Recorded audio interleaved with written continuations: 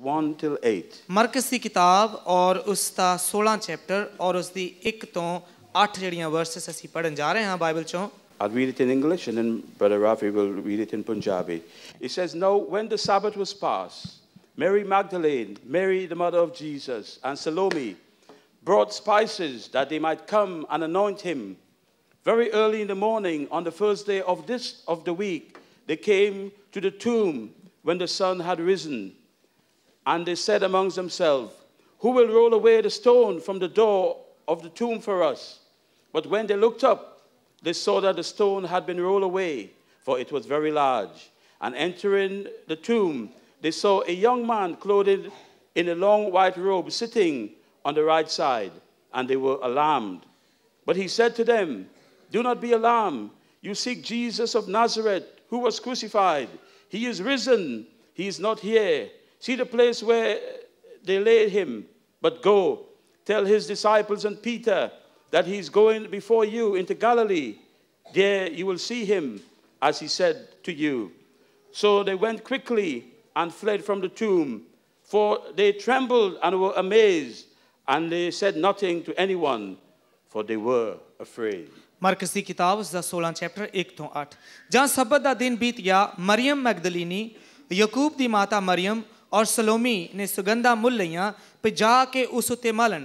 ਔਰ ਹਫਤੇ ਦੇ ਪਹਿਲੇ ਦਿਨ ਬਹੁਤ ਸਵੇਰ ਸਵੇਰੇ ਸੂਰਜ ਚੜ੍ਹਦੇ ਹੀ ਉਹ ਕਬਰ ਉੱਪਰ ਆਈਆਂ ਔਰ ਆਪੋ ਵਿੱਚ ਕਹਿਣ ਲੱਗੀਆਂ ਕਿ ਸਾਡੇ ਲਈ ਪੱਥਰ ਨੂੰ ਕਬਰ ਦੇ ਮੂੰਹ ਤੋਂ ਕੌਣ ਰੇੜ ਕੇ ਲਾਂਬੇ ਕਰੇਗਾ. ਜਾਂ ਉਹਨਾਂ ਨੇ ਨਿਗਾਹ ਕੀਤੀ ਤਾਂ ਵੇਖਿਆ ਜੋ ਪੱਥਰ ਲਾਂਬੇ ਰੇੜਿਆ ਪਿਆ ਹੈ, ਕਿਉਂ ਜੋ ਉਹ ਬਹੁਤ ਭਾਰਾ ਸੀ. ਔਰ ਕਬਰ ਵਿੱਚ ਜਾ ਕੇ ਉਹਨਾਂ ਨੂੰ ਇੱਕ ਜਵਾਨ ਚਿੱਟੇ ਬਸਤਰ ਪਹਿਨੇ ਹੋਏ ਸੱਜੇ ਪਾਸੇ ਬੈਠਾ ਹੋਇਆ ਵੇਖਿਆ ਤਾਂ ਹੈਰਾਨ ਹੋਈਆਂ. ਵਰਸ 6 ਛੇਵੀਂ ਆਇਤ. ਉਸ ਨੇ ਉਹਨਾਂ ਨੂੰ ਆਖਿਆ, ਹੈਰਾਨ ਨਾ ਹੋਵੋ, ਤੁਸੀਂ ਯਸੂ ਨਾਸਰੀ ਨੂੰ ਭਾਲਦੀਆਂ ਹੋ, ਜਿਹੜਾ ਸਲੀਬ ਉੱਤੇ ਚੜਾਇਆ ਗਿਆ ਸੀ. ਉਹ ਤਾਂ ਜੀ ਉੱਠਿਆ ਹੈ, ਉਹ ਇੱਥੇ ਹੈ ਨਹੀਂ. ਲਓ ਇਹ ਥਾਂ ਹੈ ਜਿੱਥੇ ਉਸ ਨੂੰ ਰੱਖਿਆ ਗਿਆ ਸੀ. ਪਰ ਜਾਓ ਉਹਦੇ ਚੇਲਿਆਂ ਔਰ ਪਤਰਸ ਨੂੰ ਆਖੋ ਜੋ ਉਹ ਤੁਹਾਤੋਂ ਅੱਗੇ ਗਲੀਲ ਨੂੰ ਜਾਂਦਾ ਹੈ, ਤੁਸੀਂ ਉਹਨੂੰ ਉੱਥੇ ਵੇਖੋਗੇ ਜਿਵੇਂ ਉਹਨੇ ਤੁਹਾਨੂੰ ਆਖਿਆ ਸੀ. ਅਤੇ ਉਹ ਨਿਕਲ ਕੇ ਕਬਰ ਪਾਸੋਂ ਨਸੀਆਂ ਗਈਆਂ, ਕਿਉਂ ਜੋ ਕੰਬਦੀਆਂ ਅਤੇ ਘਬਰਾਉਂਦੀਆਂ ਸਨ ਔਰ ਡਰਦੀਆਂ ਮਾਰੀਆਂ ਕਿਸੇ ਨਾਲ ਕੁਝ ਨਾ ਬੋਲੀਆਂ. Amen. Praise the Lord. Let's go to the Lord and pray. आओ ਅਸੀਂ प्रार्थना करिए, दुआ करिए. Father, we thank you for your word today. हे बाप पिता तेरा शुक्र तेरे वचन ਲਈ ਕਲਾਮ ਲਈ. Oh Lord, we pray that you open our hearts and our minds. ਪ੍ਰਭੂ ਯਿਸੂ ਪ੍ਰਾਰਥਨਾ ਕਰਦੇ ਸਾਡਾ ਮਨ ਦਿਲ ਖੋਲ ਦੇ. Make us understand, Lord, the true meaning of the resurrection. ਸਾਨੂੰ ਸਮਝ ਔਰ ਬੁੱਧ ਦੇ ਕਿ ਇਸ ਜੀ ਉੱਠਣ ਦੀ ਗੱਲ ਨੂੰ ਅੱਛੇ ਤਰੀਕੇ ਨਾਲ ਸਮਝ ਲਈਏ. So we could apply to our lives. ਤਾਂ ਕਿ ਯਿਸੂ ਦਾ ਜੀ ਉੱਠਣਾ ਸਾਡੀਆਂ ਜ਼ਿੰਦਗੀਆਂ 'ਚ ਕਾਮਲ ਔਰ ਕਾਮਯਾਬ ਹੋ ਜਾਏ. In Jesus' name I pray. ਯਿਸੂ ਮਸੀਹ ਦੇ ਨਾਮ 'ਚ ਪ੍ਰਾਰਥਨਾ ਕਰਦੇ ਹਾਂ. Amen. Amen. The word of God tells us that when Mary and Salome went to the tomb, ਪਵਿੱਤਰ ਬਾਈਬਲ 'ਚ ਲਿਖਿਆ ਜਦੋਂ ਮਰੀਮ ਔਰ ਸਲੋਮੀ ਇਹ ਔਰਤਾਂ ਯਿਸੂ ਦੀ ਕਬਰ ਤੇ ਗਈਆਂ, they were asking themselves, ਉਹਨਾਂ ਦੇ ਮਨ ਵਿੱਚ ਇਹ ਵਿਚਾਰ ਆ ਰਿਹਾ ਸੀ, Who will roll away the stone from the door of the tomb for us? ਇਸ ਕਬਰ ਦੇ ਮੂੰਹ ਤੋਂ ਇਹ ਪੱਥਰ ਨੂੰ ਕੌਣ ਹਟਾਵੇਗਾ? Because it was very large. ਕਿਉਂਕਿ ਪੱਥਰ ਬਹੁਤ ਭਾਰਾ ਸੀ. But when they looked up, ਔਰ ਜਦੋਂ ਉਹਨਾਂ ਨੇ ਵੇਖਿਆ, they saw that the stone had been rolled away. ਔਰ ਉਹ ਪੱਥਰ ਕਬਰ ਦੇ ਮੂੰਹ ਤੋਂ ਲਾਂਬੇ ਕੀਤਾ ਗਿਆ. Because he had been risen. ਕਿਉਂਕਿ ਯਿਸੂ ਮਸੀਹ ਪ੍ਰਭੂ ਮੁਰਦਿਆਂ ਵਿੱਚੋਂ ਜੀ ਉੱਠਿਆ. Hallelujah. Hallelujah. The word of God tells us that Jesus is no longer in the grave. ਪਰਮੇਸ਼ਰ ਦਾ ਵਚਨ ਪਾਕ ਕਲਾਮ ਦੱਸਦਾ ਕਿ ਯਿਸੂ ਮਸੀਹ ਕਬਰ ਵਿੱਚ ਨਹੀਂ ਹੈ. And the word of God tells us that they trembled and they were amazed. ਪਵਿੱਤਰ ਬਾਈਬਲ 'ਚ ਲਿਖਿਆ ਹੈ ਕਿ ਔਰਤਾਂ ਘਬਰਾ ਗਈਆਂ, ਕੰਬਦੀਆਂ ਸਨ ਕਿ ਕੀ ਅਚੰਭੇ ਦਾ ਕੰਮ ਹੋ ਗਿਆ. Because something miraculous happened. ਕਿਉਂਕਿ ਇੱਕ ਅਜੀਬ ਚਮਤਕਾਰ ਹੋ ਗਿਆ. So what is the true meaning of the resurrection for us? ਹੁਣ ਪ੍ਰਭੂ ਯਿਸੂ ਮਸੀਹ ਦੇ ਇਸ ਜੀ ਉੱਠਣ ਦਾ ਸਾਡੀ ਜ਼ਿੰਦਗੀ ਨਾਲ ਕੀ ਮਕਸਦ ਹੈ? And how can we apply it to our own lives? ਔਰ ਸਾਡੇ ਜੀਵਨ ਨਾਲ ਅਸੀਂ ਇਸ ਨੂੰ ਕਿਸ ਤਰ੍ਹਾਂ ਮੇਲ ਸਕਦੇ ਹਾਂ?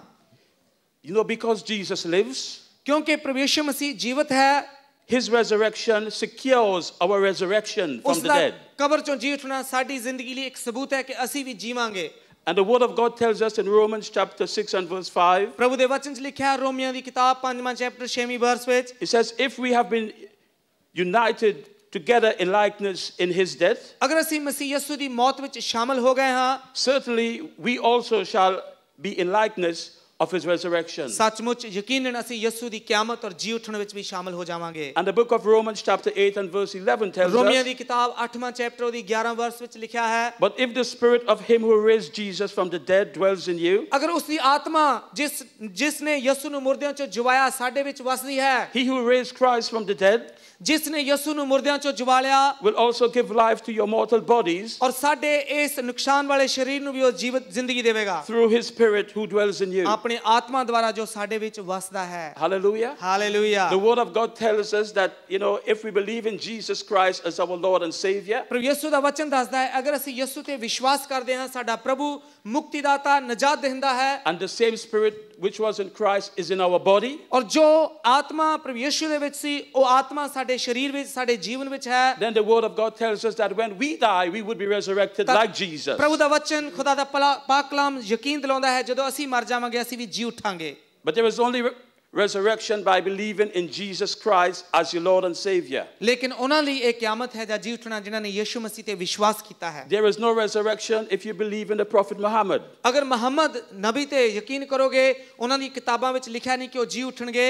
There is no resurrection in Hinduism. ਔਰ ਹਿੰਦੂ ਧਰਮ ਵਿੱਚ ਕੋਈ ਵੀ ਮੁਰਦਿਆਂ ਚੋਂ ਜੀ ਉਠਣ ਦੀ ਗੱਲ ਨਹੀਂ ਹੈ। In none of the other religions, ਕਿਸੇ ਵੀ ਧਰਮ ਵਿੱਚ ਇਸ ਗੱਲ ਦੀ ਹਕੀਕਤ ਨਹੀਂ ਹੈ। atheism और एथियज्म ਵਿੱਚ ਵੀ ਨਹੀਂ ਹੈ। and all the well-being programs, और जितने भी प्रोग्राम्स ने दुनिया में there is no resurrection. कोई भी मुर्दों को जी उठने की ਗੱਲ नहीं कर रहा। There is only resurrection in Christ Jesus. सिर्फ मसीह यीशु प्रभु में मुर्दों को जी उठने की ਗੱਲ है। And this morning, if you've come to church and you don't know Jesus Christ as Lord and Savior, आज जब तुम चर्च में आए हो यीशु मसीह का अपना जीवन दाता नहीं जानते, and you would like to know how to obtain eternal life, ਤੁਸੀਂ ਚਾਹੁੰਦੇ ਹੋ ਸਾਨੂੰ ਹਮੇਸ਼ਾ ਦਾ ਜੀਵਨ ਸਦਾ ਦਾ ਜੀਵਨ ਮਿਲ ਜਾਏ ਪ੍ਰਭੂ ਯਿਸੂ ਪਾਸੋਂ। this eternal life is in Christ alone. ਭੈਣੋ ਭਰਾਵੋ ਇਹ ਸਦਾ ਦਾ ਜੀਵਨ ਯਿਸੂ ਪ੍ਰਭੂ ਵਿੱਚ ਮਿਲਦਾ ਹੈ। Jesus is the way, यीशु मसीह रास्ता है and he's the truth, यीशु मसीह सच्चाई है and he's the life. यीशु मसीह जीवन है And no one goes to the Father और कोई भी पिता कोल नहीं आ सकदा ਉਹਦੇ ਬਗੈਰ except through him. यीशु मसीह ਤੋਂ ਬਗੈਰ ਕੋਈ ਵੀ ਪਿਤਾ ਨੂੰ ਨਹੀਂ ਜਾਣ ਸਕਦਾ। John chapter 11 and verse 25 says, यूहन्ना ਦੀ किताब 11 ਚੈਪਟਰ 25 ਵਰਸ ਲਿਖਿਆ ਹੈ, he says, I am the resurrection and the life. मैं जीवन और कियामत हां, He who believes in me, जो मेरे ਤੇ ਵਿਸ਼ਵਾਸ ਰੱਖਦਾ ਹੈ though he may die, ਭਾਵੇਂ ਉਹ ਮਰ ਵੀ ਜਾਵੇ he shall live. ਤਦ ਵੀ ਜੀਵੇਗਾ।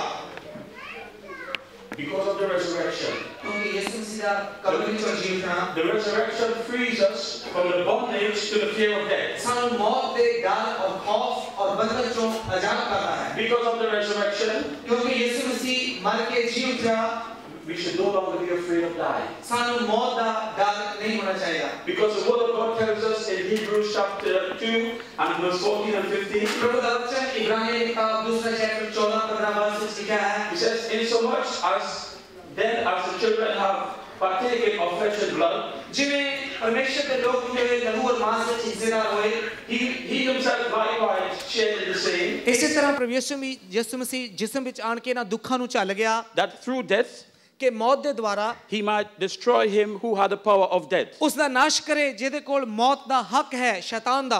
That is the devil. ਸ਼ੈਤਾਨ ਦਾ ਨਾਸ਼ ਕਰੇ And release those who through fear of death ਔਰ ਉਹਨਾਂ ਨੂੰ ਆਜ਼ਾਦ ਕਰੇ ਜੋ ਮੌਤ ਦੇ ਡਰ ਔਰ ਖੌਫ ਵਿੱਚ ਬੰਨੇ ਪਏ ਨੇ were all their lifetime subject to bondage. ਔਰ ਜਿਹੜੇ ਇਸ ਜੀਵਨ ਭਰ ਇਸ ਬੰਧਨ ਵਿੱਚ ਜਕੜੇ ਹੋਏ ਨੇ।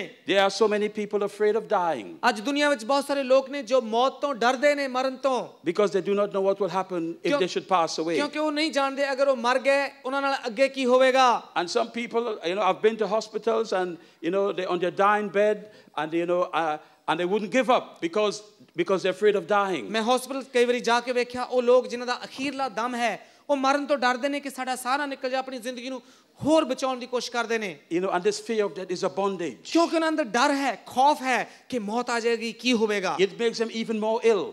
ਔਰ ਉਹਨਾਂ ਨੂੰ ਇਸ ਡਰ ਦੇ ਵਿੱਚ ਹੋਰ ਬਿਮਾਰੀ, ਦੁੱਖ ਲੱਗ ਜਾਂਦਾ ਹੈ। But no, we do not have to be afraid of dying. ਭੈਣੋ ਭਰਾਵੋ, ਅਗਰ ਅਸੀਂ ਮਸੀਹੀ ਹਾਂ, ਵਿਸ਼ਵਾਸੀ ਹਾਂ, ਇਮਾਨਦਾਰ ਹਾਂ, ਸਾਨੂੰ ਮੌਤ ਦਾ ਡਰ ਨਹੀਂ ਹੋਣਾ ਚਾਹੀਦਾ। The apostle Paul said, for me to live is Christ and to die is gain. ਸੰਤ ਪੌਲੁਸ ਲਿਖਦਾ ਹੈ, ਮੇਰੇ ਲਈ ਮਰਨਾ ਫਾਇਦਾ ਹੈ ਔਰ ਮਸੀਹ ਵਿੱਚ ਇੱਕ ਵਾਧੇ ਦੀ ਗੱਲ ਹੈ। I know recently someone had to go for this operation. ਮੈਂ ਜਾਣਦਾ ਹਾਂ ਕਿਸੇ ਦਾ ਆਪਰੇਸ਼ਨ ਹੋਇਆ ਸੀ recently. It was a serious operation for cancer. ਔਰ ਕੈਂਸਰ ਦੀ ਬਿਮਾਰੀ ਤੋਂ ਉਹਨਾਂ ਦਾ ਆਪਰੇਸ਼ਨ ਹੋਣਾ ਸੀ। But because he was not a believer in Jesus Christ, ਕਿਉਂਕਿ ਉਹ ਭਾਈ ਜਾਂ ਉਹ ਇਨਸਾਨ ਵਿਸ਼ਵਾਸੀ ਨਹੀਂ ਸੀ, ਯਿਸੂ ਮਸੀਹ ਨੂੰ ਨਹੀਂ ਸੀ ਮੰਨਦਾ, and they gave him a 50-50 chance of living. ਔਰ ਡਾਕਟਰਾਂ ਨੇ ਕਿਹਾ ਤੈਨੂੰ ਕੈਂਸਰ ਦੀ ਬਿਮਾਰੀ ਹੈ, 50% ਚਾਂਸ ਹੈ ਤੁਸੀਂ ਬਚ ਜਾਓਗੇ ਜਾਂ ਤੁਹਾਡੀ ਜ਼ਿੰਦਗੀ ਖਤਮ ਹੋ But ਜਾਏਗੀ। because he didn't believe in the resurrection, ਕਿਉਂਕਿ ਇਸ ਇਨਸਾਨ ਦੇ ਦਿਲ ਵਿੱਚ ਮੌਤ ਤੋਂ ਜੀ ਉੱਠਣ ਦੀ ਕੋਈ ਵੀ ਸੱਚਾਈ ਨਹੀਂ ਸੀ, ਉਹਨੂੰ ਜਾਣਦੇ ਨਹੀਂ ਸੀ, and because he was afraid of dying, ਕਿਉਂਕਿ ਉਹ ਮਰਨ ਤੋਂ ਡਰਦਾ ਸੀ, ਮੈਂ ਮਰ ਜਾਵਾਂਗਾ ਮੇਰਾ ਕੀ ਹੋਵੇਗਾ। he decided not to take the operation. ਉਹਨੇ ਕਿਹਾ ਮੈਂ ਆਪਰੇਸ਼ਨ ਨਹੀਂ ਕਰਾਉਣਾ ਕਿਉਂਕਿ ਮੈਂ ਨਹੀਂ ਚਾਹੁੰਦਾ ਮਰ ਜਾਵਾਂਗਾ। And the result was ਔਰ ਨਤੀਜਾ ਕੀ ਹੋਇਆ? that the cancer really spread rapidly, ਔਰ ਕੈਂਸਰ ਇੰਨੀ ਛੇਤੀ ਨਾਲ ਉਹਨਾਂ ਦੇ ਸਰੀਰ ਵਿੱਚ ਫੈਲ ਗਿਆ and he died anyway. ਔਰ ਮੌਤ ਹੋ ਗਈ।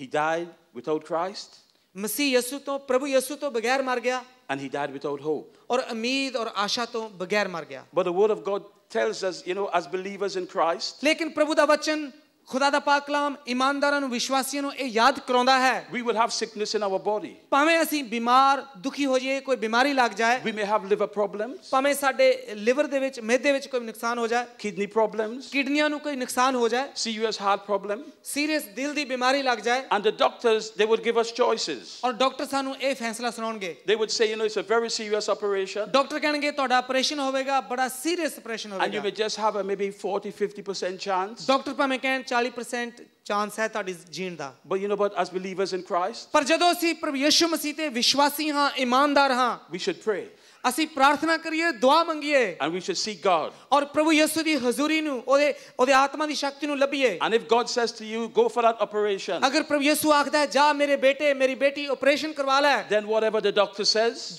ਜੋ ਮਰਜ਼ੀ ਡਾਕਟਰ ਕਹਿ ਲੈਣ, we have to overcome our fear of dying, ਅਸੀਂ ਇਸ ਮਰਨ ਦੇ ਡਰ ਨੂੰ ਉੱਪਰ ਜਿੱਤ ਪਾਵਾਂਗੇ, ਫਤਿਹ ਪਾ ਲਾਂਗੇ। and we have to really go for that operation. ਅਸੀਂ ਪ੍ਰਭੂ ਦੀ ਗੱਲ ਨੂੰ ਸੁਣ ਕੇ ਆਪਰੇਸ਼ਨ ਕਰਵਾ ਲਈਏ। God hasn't given us the spirit of fear, Bible 'ਚ ਲਿਖਿਆ ਕਿ ਪ੍ਰਭੂ ਨੇ ਸਾਨੂੰ ਡਰ ਦਾ ਆਤਮਾ ਨਹੀਂ ਦਿੱਤਾ, but of love, ਪਿਆਰ ਦਾ, and of power, ਸਮਰੱਥਾ ਦਾ, ਸ਼ਕਤੀ ਦਾ, and of a sound mind. ਔਰ ਸਮਝ ਦਾ ਔਰ ਬੁੱਧ ਦਾ ਆਤਮਾ ਦਿੱਤਾ And so ਹੈ। when we have to make these hard decisions, ਭੈਣੋ ਭਰਾਵੋ, ਜਦੋਂ ਜ਼ਿੰਦਗੀ 'ਚ ਬਹੁਤ ਸੀਰੀਅਸ ਫੈਸਲੇ ਕਰਨੇ ਪੈਣ, we do it for the glory of God. ਪ੍ਰਭੂ ਯਿਸੂ ਦੀ ਮਹਿਮਾ ਲਈ ਕਰੋ।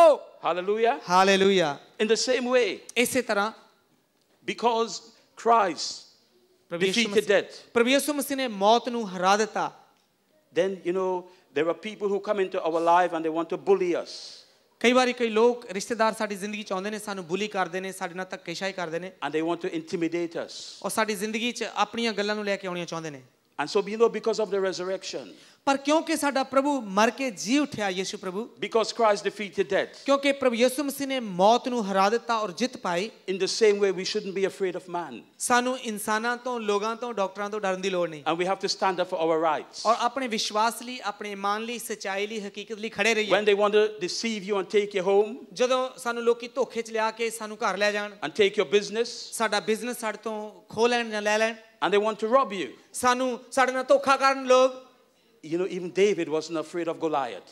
ਜਿਹੜਾ ਦਾਊਦ ਪਰਮੇਸ਼ਰ ਦਾ ਬੰਦਾ ਸੀ, ਉਹ ਗਲਿਆਤ ਜਿਹੜਾ ਇੱਕ ਦੂਤ ਸੀ, ਉਹ ਤੋਂ ਨਹੀਂ ਡਰਿਆ। And even the prophet Elijah, he wasn't afraid of the prophets of Baal. ਔਰ ਬਾਲ ਦੇ ਨਬੀਆਂ ਤੋਂ ਏਲੀਆ ਨਹੀਂ ਡਰਿਆ। And so because of the resurrection, ਕਿਉਂਕਿ ਯਿਸੂ ਮਸੀਹ ਕਬਰ ਵਿੱਚੋਂ ਜੀ ਉੱਠਿਆ, we can be bold, ਅਸੀਂ, ਸਾਡੇ ਅੰਦਰ ਦਲੇਰੀ ਹੋਣੀ ਚਾਹੀਦੀ ਹੈ, ਸਾਡੇ ਦਿਲ ਵਿੱਚ, and we can be strong, ਔਰ ਅਸੀਂ ਮਜ਼ਬੂਤ ਹੋ ਜਾਈਏ ਭੈਣੋ ਭਰਾਵੋ। because the devil, the word of God says, could kill our body, ਕਿਉਂਕਿ ਬਾਈਬਲ ਦੱਸਦੀ ਕਿ ਸ਼ੈਤਾਨ ਸਾਡਾ ਨੁਕਸਾਨ ਕਰਨ ਆਉਂਦਾ ਹੈ, ਸਾਡੇ ਸਰੀਰ ਨੂੰ ਮਾਰਨ ਆਉਂਦਾ ਹੈ, but he cannot kill our soul. ਲੇਕਿਨ ਸਾਡੀ ਜਾਨ ਦਾ ਸ਼ੈਤਾਨ ਨੁਕਸਾਨ ਨਹੀਂ ਕਰ ਸਕਦਾ। It is safe in Christ. ਸਾਡੀ ਜਾਨ ਪ੍ਰਭੂ ਯਿਸੂ ਨੇ ਬਚਾ ਰੱਖੀ ਹੈ। And when we go out and do evangelism on Saturdays, ਜਦੋਂ ਸ਼ਨੀਵਾਰ ਨੂੰ ਅਸੀਂ ਪ੍ਰਭੂ ਦਾ ਪ੍ਰਚਾਰ ਕਰਨ ਜਾਂਦੇ ਹਾਂ, ਇਵੈਂਜਲਿਜ਼ਮ, ਲੋਕਾਂ ਨੂੰ ਮਸੀਹ ਬਾਰੇ ਦੱਸਦੇ ਹਾਂ, ਪ੍ਰਭੂ ਬਾਰੇ, the Muslims always threaten us, ਔਰ ਮੁਸਲਮਾਨ ਲੋਕ ਸਾਨੂੰ ਧਮਕੀਆਂ ਦੇਣ ਲੱਗ ਜਾਂਦੇ ਨੇ, and they become very aggressive ਔਰ ਬੜਾ ਉਹਨਾਂ ਨੂੰ ਗੁੱਸਾ ਆਉਂਦਾ ਕਿਉਂਕਿ ਅਸੀਂ ਯਿਸੂ ਦਾ ਪ੍ਰਚਾਰ ਕਰਦੇ ਹਾਂ, and tell us, don't come back to this house, ਔਰ ਕਹਿੰਦੇ ਇਸ ਘਰ ਨੂੰ ਵਾਪਸ ਨਹੀਂ ਆਣਾ, and leave this street, ਇਸ ਗਲੀ, ਇਸ ਰਾਸਤੇ ਵਿੱਚ ਦੁਬਾਰਾ ਨਹੀਂ ਆਣਾ, and we don't want to hear about Christ. ਅਸੀਂ ਤੁਹਾਡੇ ਯਿਸੂ ਮਸੀਹ ਬਾਰੇ, ਮਸੀਹਾ ਬਾਰੇ ਨਹੀਂ ਸੁਣਨਾ ਚਾਹੁੰਦੇ। But that doesn't stop us from going. ਪਰ ਪ੍ਰਭੂ, ਉਹਨਾਂ ਦੀਆਂ ਧਮਕੀਆਂ ਸਾਨੂੰ ਰੋਕਦੀਆਂ ਨਹੀਂ ਸੱਚਾਈ ਨੂੰ ਦੱਸਣ ਤੋਂ। In a few weeks' time, we will be going again. ਕੁਝ ਹਫ਼ਤਿਆਂ ਬਾਅਦ ਅਸੀਂ ਫਿਰ ਜਾ ਰਹੇ ਹਾਂ ਪ੍ਰਭੂ ਦਾ ਪ੍ਰਚਾਰ ਕਰਨ, Because of the resurrection, ਕਿਉਂਕਿ ਪ੍ਰਭੂ ਯਿਸੂ ਮਰ ਕੇ ਜੀ ਉੱਠਿਆ ਹੈ। we should be free from guilt and from shame and from punishment. ਹਰ ਪਰੇਸ਼ਾਨੀ ਤੋਂ,